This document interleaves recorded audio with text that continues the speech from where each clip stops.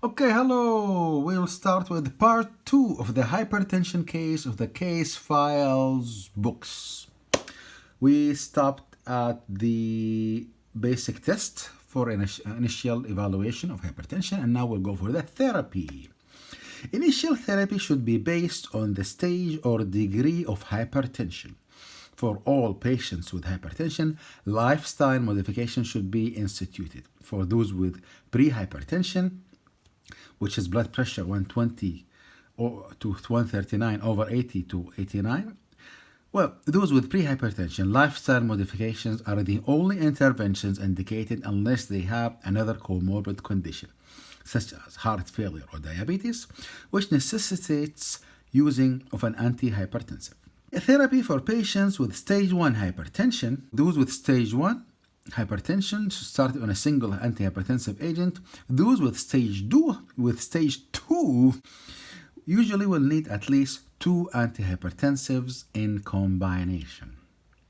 For most patients, a low dose of the initial drug of choice should be administered slowly, titrating upward at a schedule dependent on the patient's age, needs, and responses. The target blood pressure typically is 135 over 85 millimeter of mercury, unless the patient has diabetes or renal disease, in which case the target would be lower than 130 over 80 millimeter of mercury. The list of oral and hypertensive drugs is extensive. We will mention it afterwards, because they are associated with decrease in mortality in all types of patients. Thiazide diuretics should be considered in all patients with hypertension who do not have compelling contraindications to this class of drugs.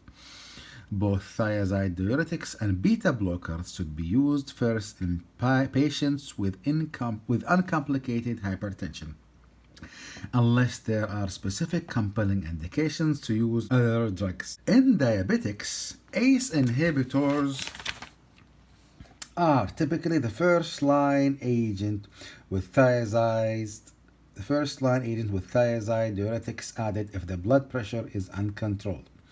Realizing that the thiazide may exacerbate hyperglycemia, thus, ACE inhibitors are the agents of choice in hypertensive patients with diabetic or heart failure. Most patients ultimately need more than one drug to control their blood pressure. If it is critical to tailor the treatment to the patient's personal, financial, lifestyle, and medical factors, and to periodically review compliance and evident adverse effects. So, in brief, the list of oral hypertensive is expensive. Thiazide diuretics associated with a decrease in mortality in all types of patients, so thiazide diuretics should be considered in all patients. Thiazide diuretics and beta blockers should be used first in patients with uncomplicated hypertension. And ACE inhibitors are the agents of choice in hypertensive patients with diabetes or heart failure. Now, I'll go to the long list of medications for the hypertension, but I'll go quickly. I say the category, the agent. I think that's enough. So we have first diuretics. Diuretics, we have thiazide diuretics, loop diuretics, potassium sparing spironolactone. Thiazide diuretics like hydrochlorothiazide and chlorthalidone. Loop diuretics like furosemide and potassium sparing spironolactone. No examples. So these are the diuretics of the anti-hypertensive drugs. Second comes anti-adrenogenic, which are clonidine, beta blockers such as metoprolol and atenolol, and alpha beta blocker like carvedilol. Then comes the vasodilators such as hydralazine and nitroprusside. Then comes ACE inhibitors like lisinopril, captopril, enalapril, etc. Then comes angiotensin receptor antagonist, like losartan, valsartan, candesartan. Then comes calcium channel antagonist, like dihydropyridines, like amlodipine and nifedipine. And non-dihydropyridine, like diltiazem verapamil. Now we'll move to selected cases of secondary hypertension. Because there is, I think I mentioned the list for the secondary causes of hypertension. Now there is a selected list of causes. The most common cause of secondary hypertension is renal disease, renal parenchymal disease or renal vascular disease.